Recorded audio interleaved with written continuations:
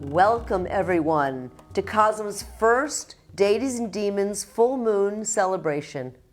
Happy Halloween. Here's a fun fact. Halloween, technically last night, features a full moon every 19 years, and it's always a blue moon. Today, though, is November 1st, Day of the Dead, as well as the Catholic holidays All Saints' Day, which is a feast day, followed by All Souls' Day on November 2nd, a time to pray for departed souls. At this time of year, as we reach the halfway point to the longest night, these three concurrent holidays combine to honor the dead and to share a sense of fear at the prospect of our own mortality. We give candy and dress as archetypes and strange others. We tell scary stories of graveyards and headless horsemen. To honor this season of shortening days and lengthening nights, we will start the celebration with Alex's meditation. Meditation on mortality. Death hovers in the mind, like an anticipated grand finale in the fireworks display of our life. We know it's coming. We know it's the end of our bodily existence. We know there's a light show. Skull and skeleton are emblematic and ubiquitous as symbolic reminders of our future. Every dead person we see is us soon enough. The meditators in the charnel grounds watched rotting corpses to embed the smelly lesson of impermanence in the mind. Like a ticking clock, the skull grins in at the banquet, and we see what we wish we had done. So appreciate and celebrate your precious sacred life, and make good use of it while you still host the Holy Ghost that haunts your bones.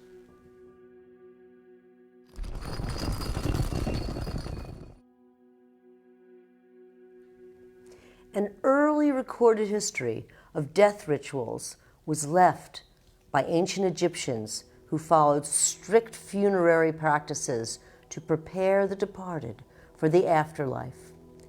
Ka, the vital force, would not return to the body of the deceased if embalming was not carried out properly.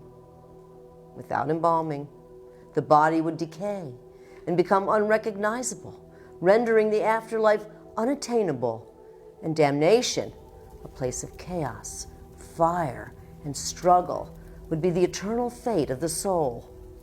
If judged acceptable into the glorious afterlife, the dearly departed would enjoy the honors of a deified figure welcomed by the gods. After Anubis approves the mummification, he escorts the spirit to a trial determining his admission to either the glorious afterlife or damnation. The heart of the deceased is then weighed in comparison to the feather of Ma'at, youthful goddess of justice and truth. A heart as light as a feather is guiltless and without remorse. Amit, the demon crocodile, waits by the balancing scale to gobble up the heart if it outweighs the feather, condemning the deceased to oblivion for eternity. Thoth, the ibis-headed god of wisdom, stands ready to record the outcome. Horus, the falcon-headed god who represents the personification of the pharaoh during life, leads the deceased to Osiris, his father, who represents the personification of the pharaoh after death. Osiris, lord of the underworld, is the final judge for the deceased. On his throne, represented as a mummy, Osiris holds the symbols of Egyptian kingship in his hands. Behind Osiris stands his wife Isis and her sister Nephthys, all welcoming the deceased to the afterlife in the underworld.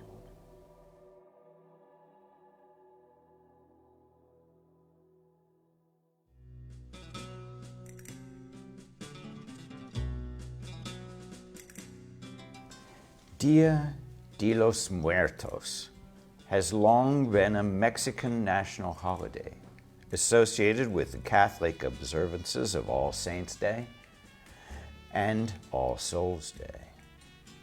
Sometimes celebrated as the Week of the Dead, performances, puppet shows, pageants, parades, and graveside picnics bring together family, friends, and community to remember and pray for deceased loved ones. To celebrate and honor the dearly departed, living relations bring to the grave sites attractive gifts such as papier-mâché skulls called claveras, Aztec marigolds, and the favorite foods, beverages, and possessions of their dead relatives. An altar is an important offering of the Dia de los Muertos festival, often decorated with the dead person's favorite things. Traditionally included in the celebration are papier-mâché figures of many sizes depicting the deceased in their best style, holding favorite objects. Scenes are recreated for the benefit of the dead to represent moments of their everyday life and to honor renowned Native people, historic celebrities admired by the deceased.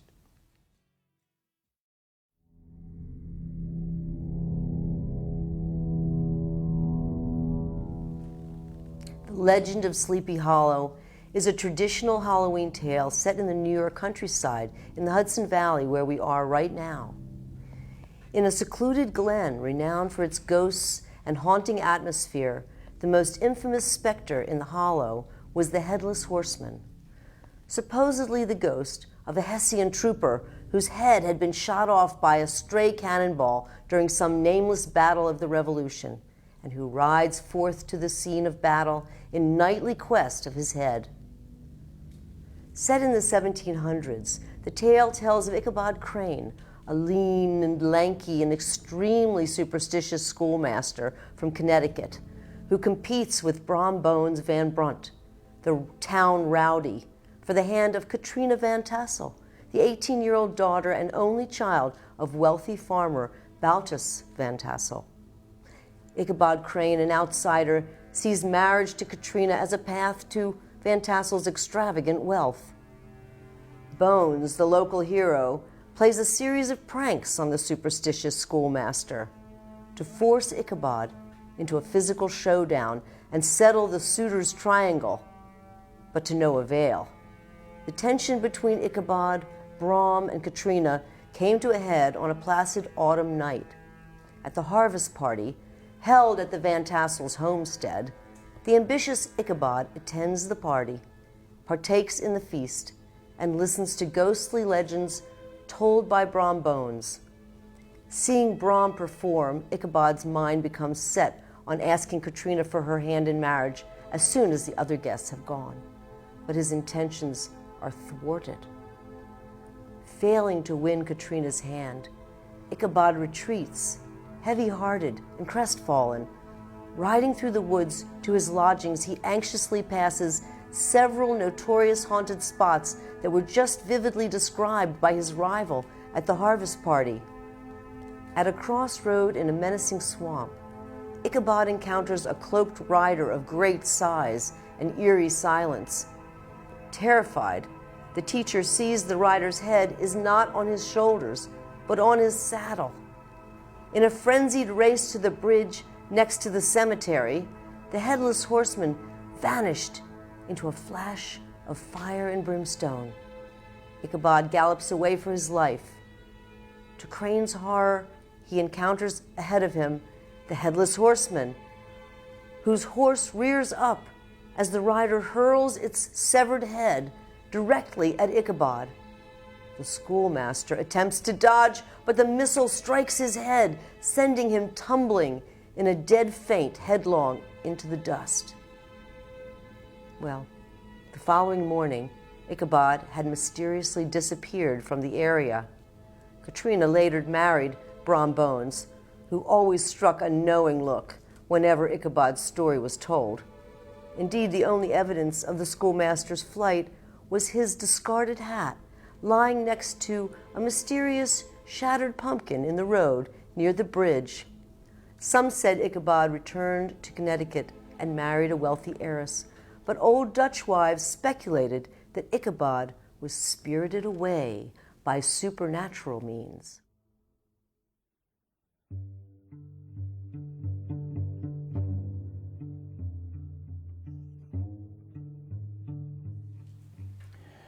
In the mid-19th century, the three New York Fox sisters played an important role in the origin of spiritualism, a religious movement based on the belief that spirits of the dead exist and have the ability and inclination to communicate with the living.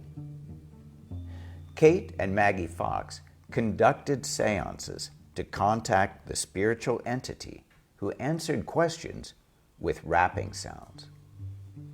The girls claimed contact with the spirit of a peddler who was allegedly murdered and buried beneath the house.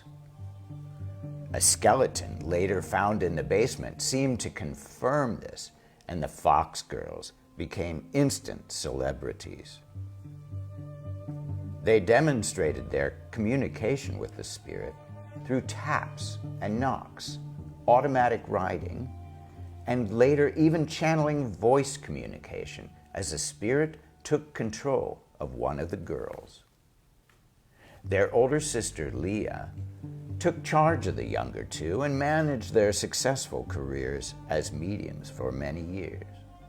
Although their lives as spirit mediums were fraught with skepticism, their powerful popularity came at a time when a belief in the ability to communicate with the dead was rapidly growing. Spiritualism became a religious movement still practiced by the spiritualist churches in the US, Canada, and the UK. Well, soon after spiritualism emerged in the 19th century came the religious philosophy of Spiritism. That originated with the French educator Allan Kardec. He postulated that all living beings are immortal spirits that temporarily inhabit physical bodies for several necessary incarnations to attain moral and intellectual improvement. Spiritism addresses the nature, origin, and destiny of spirits and their relation with the corporeal world. Kardec asserted that disembodied spirits, through passive or active mediumship, may have beneficent or malevolent influence on the physical world. Spiritism is currently represented in 35 countries, including a Vietnamese religion called Cao Dai, in which 3 spirit mediums claim to have received messages that identified Allan Kardec as a prophet of a new universal religion.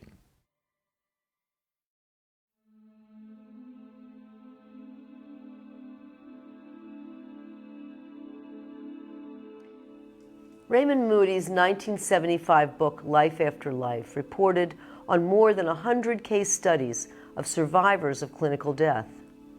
Dr. Moody described the phenomenon and sparked a revolution in popular attitudes about the afterlife. Extraordinary testimonies presented in the book recount the journey to the other side and back, bearing striking similarity. All accounts reported an overwhelmingly positive effect.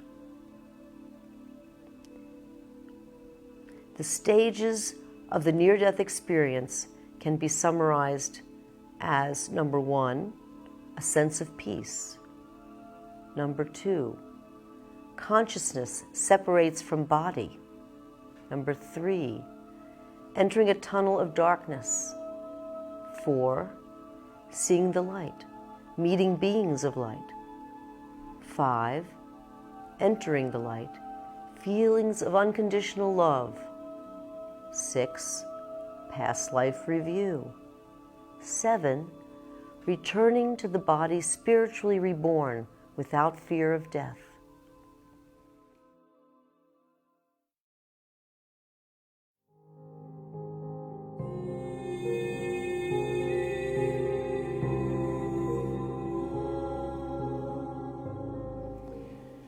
Victor Solo, producer of documentary films, first recounted his death in an issue of Reader's Digest.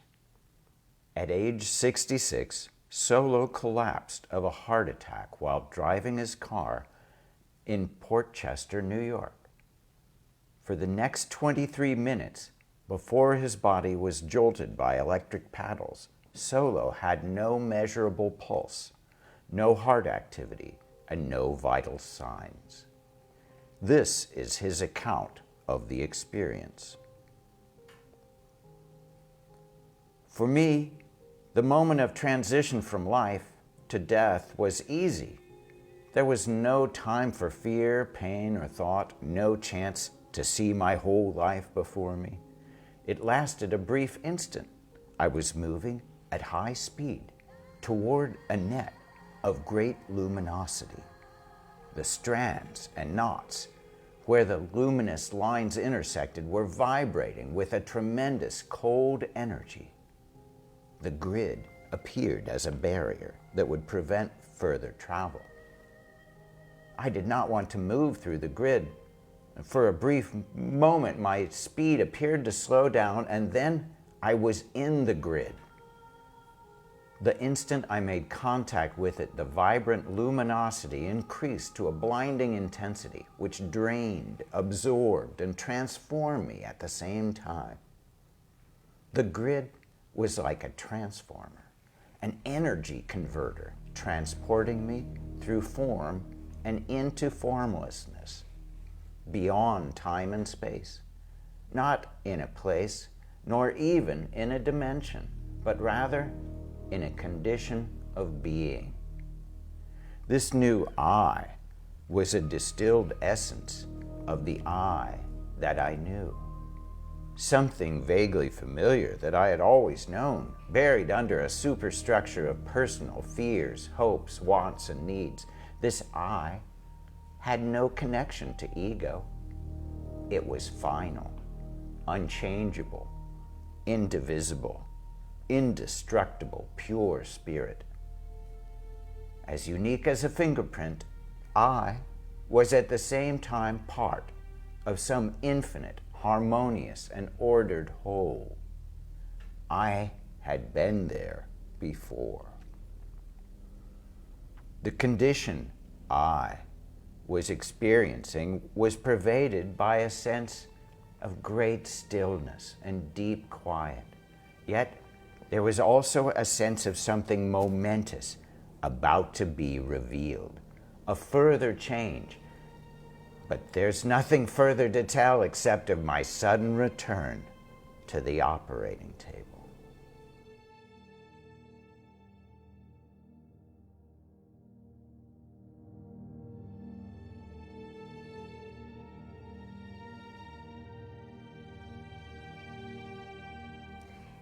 In 1966, Dr. Ian Stevenson, chairman of the University of Virginia's Psychiatry Department, published his groundbreaking research into past life experience titled 20 Cases Suggestive of Reincarnation. Sponsored by a $1 million grant from the inventor of Xerox, Chester Carlson, Dr. Stevenson, over the next 40 years, meticulously researched over 3,000 cases of young children worldwide who inexplicably recalled a past life for which they could provide provable details. Compelling evidence is presented in Reincarnation Biology, A Contribution to the Etiology of Birthmarks and Birth Defects, 1997. A report of 200 cases in which birthmarks and birth defects correspond to a wound on the deceased person whose life is recalled with insistence by child subjects from Turkey, Brazil, Thailand, India, Lebanon, Burma, and more. In one compelling example, a 3-year-old Sri Lankan toddler overheard her mother mention Kataragama, an obscure town the little girl had never visited. The child informed the mother that she had drowned when her dumb brother pushed her in the river, that she had a father who sold flowers in a market near the Buddhist stupa, that she lived in a house that had a glass window in the roof, that dogs were tied up and fed meat in the backyard, that the house was next door to a big Hindu temple where people smashed coconuts outside on the ground. Stevenson was able to confirm that there was indeed a flower vendor in Kataragama who ran a stall near the Buddhist stupa, where the temple ritual included smashing coconuts on the ground, and whose 2-year-old daughter had drowned in the river while playing with her mentally challenged brother. Stevenson's investigation proved that 27 of the 30 idiosyncratic verifiable statements made by that child were remarkably true, even though the two families had no acquaintances in common. Although scrupulous research methods were used, showing ample and repeated evidence of the past life memory phenomenon, reaction to Dr. Stevenson's research was mixed with skepticism and largely ignored. A science-based model of consciousness must accommodate the evidence of reincarnation.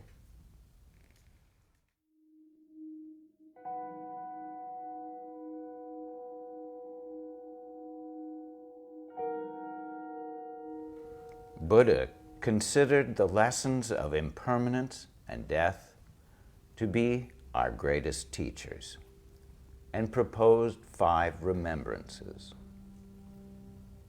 that we are subject to aging, illness, and death, that we will separate from all that is dear to us, and that we are responsible for our actions throughout our life. In these 5 remembrances, we realize that our time on earth is limited. This should give us clarity, compassion, and purpose in living our lives. All too soon, we die, and our consciousness will leave our body to continue our soul's journey into the great mystery.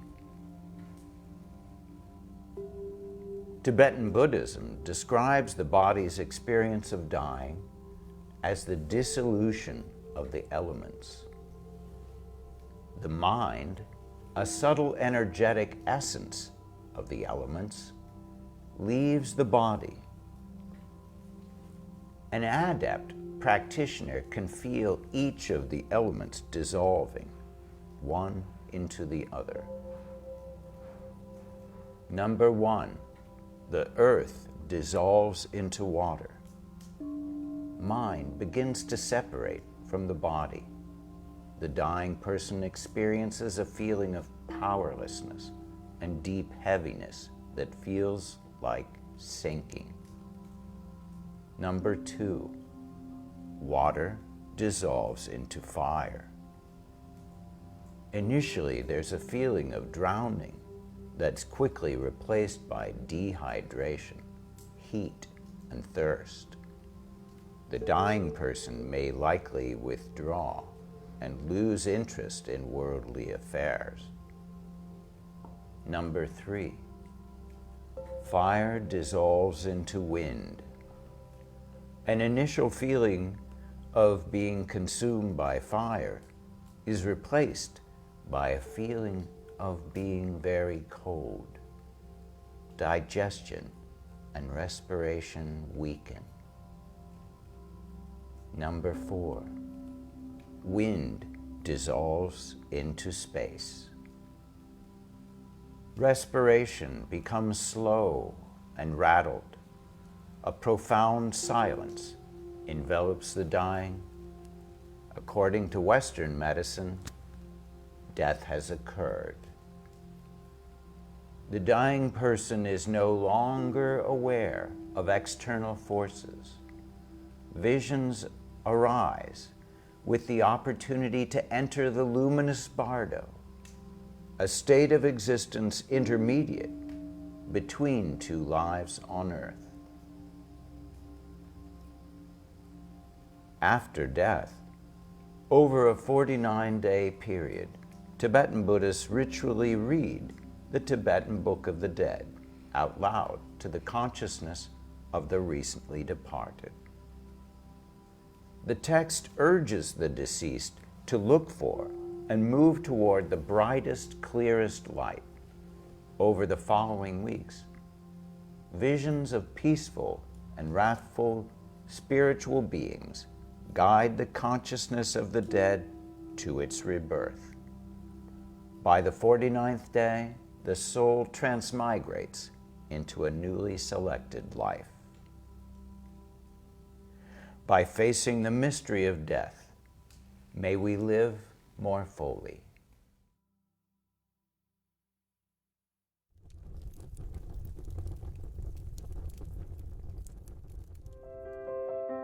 Hello everyone, my name is Sigmund Freud. You may know me as the founder of psychoanalysis or as the man who asked too many questions about your mother. Throughout my life, I have attempted to distill the human condition down to its fundamental elements to create a unifying framework for understanding the psyche. Psychoanalysis was born from this ambition, and through this practice, I have discovered the drives which paint the portrait of our lives. Eros, the drive towards life, and Thanatos, the drive towards death. Eros drives us towards survival, reproduction, love, creativity, and social cooperation. It is our movement upwards towards the full potential of human flourishing. Thanatos is the downward motion towards self-destruction, aggression, and violence. I famously said in Beyond the Pleasure Principle that the goal of all life is death, and that there exists in the minds of men an unconscious movement towards death. Thanatos might be explained as the desire to reunite with the mother in the infantile state, where wish fulfillment was the rule and all bodily needs are met, where we are not shackled by the responsibilities of adulthood and the pressures of societal expectations. Thanatos could also be the brain's nostalgic desire to return to the inorganic state of being from which we came. Because living things came after and arose from inanimate objects, evolution may have programmed the psyche with an instinct to return to the primordial void of non-being. In other words, Eros can be thought of as the desire for extropy and order, and Thanatos, the desire for entropy and chaos. These two opposing forces make up the movement of energy within the psyche. Though the psyche may have an unconscious drive for non-being, death is a concept that is at odds with the ego. We cannot consciously conspire with the death drive. In fact, we erect vital illusions to deny mortality. My work on the psychology of death was expanded on by Ernest Becker, author of the book The Denial of Death. Becker writes, "The idea of death, the fear of it, haunts the human animal like nothing else.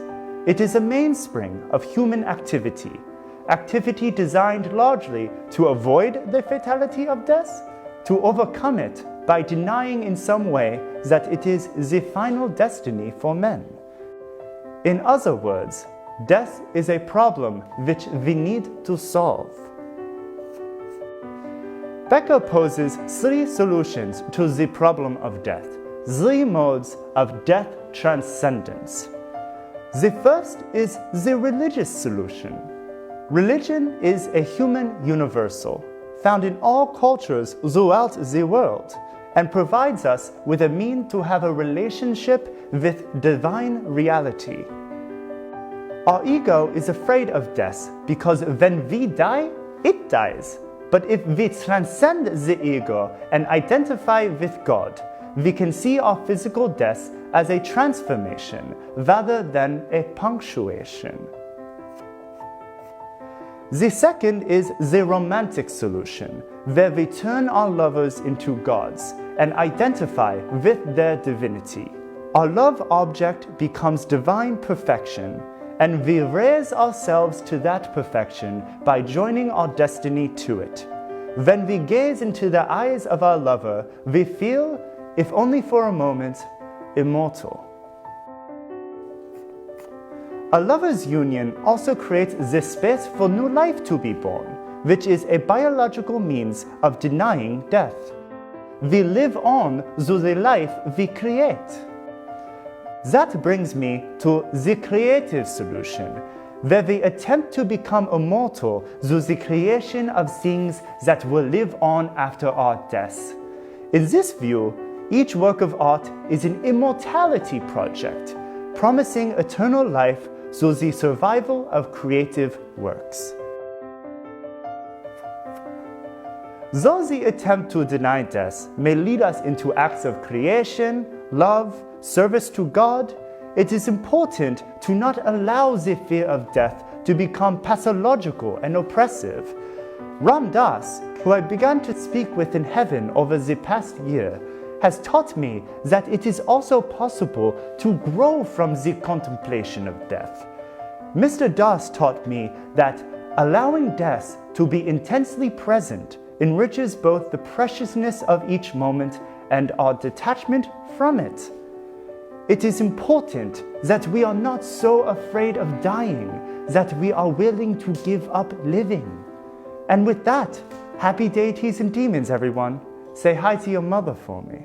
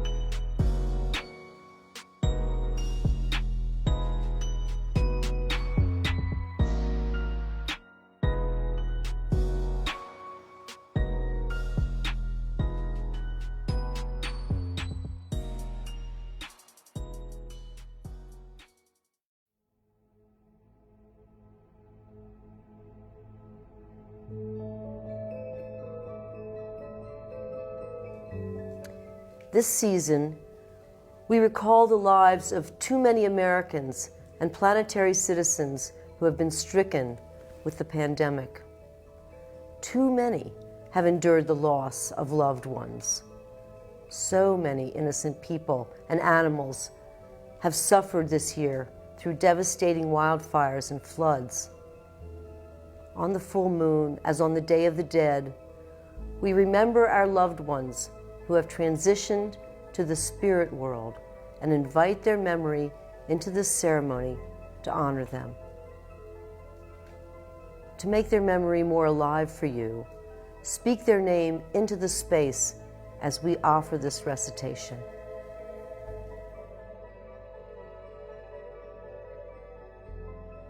At the rising of the sun and at its going down, we remember them. At the blowing of the wind and in the chill of winter, we remember them. At the opening of the buds and in the rebirth of spring, we remember them. At the blueness of the sky and in the warmth of summer, we remember them. At the rustling of the leaves and in the beauty of autumn, we remember them. At the beginning of the year and when it ends, we remember them. As long as we live, they too will live, for they are now a part of us, as we remember them. When we are weary and in need of strength, we remember them. When we are lost and sick at heart, we remember them. When we have joy we crave to share, we remember them. When we have decisions that are difficult to make, we remember them. When we have achievements that are based on theirs, we remember them. As long as we live, they too will live, for they are now a part of us, as we remember them.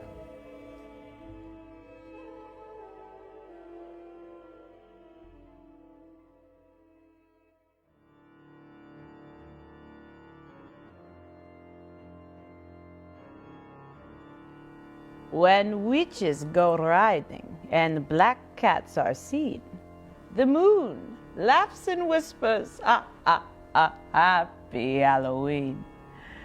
Creative creatures, friends so dear, sending you, your families, love and good cheer. Peering into my crystal ball, there's much I have read. A thrilling time is in your future. Plan for many pleasures ahead. What's this? Art Church is upon us. Pick your sketchbook off the shelf. Prepare to write and draw the theme, self and God's self. COSM member circles are a monthly delight.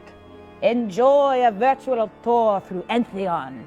'Tis indeed quite a sight. Become a COSM member and help build a temple. The plan is underway. Cosmonauts, assemble.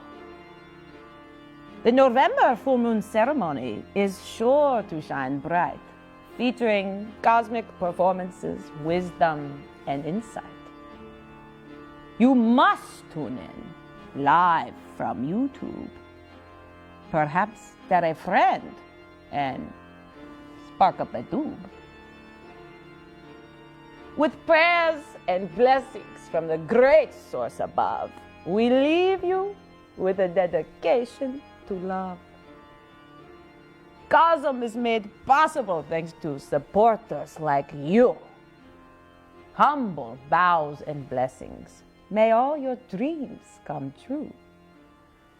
Thanks for watching and playing with this rhyme.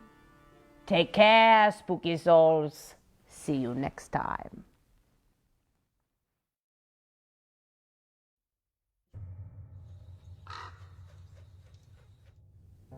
Dedication to love. From the core of our hearts, we dedicate ourselves to the complete and full expression of love in all our activities and in all our relationships. Love is the soul's medicine, a refuge in our hearts, protecting us from utter despair.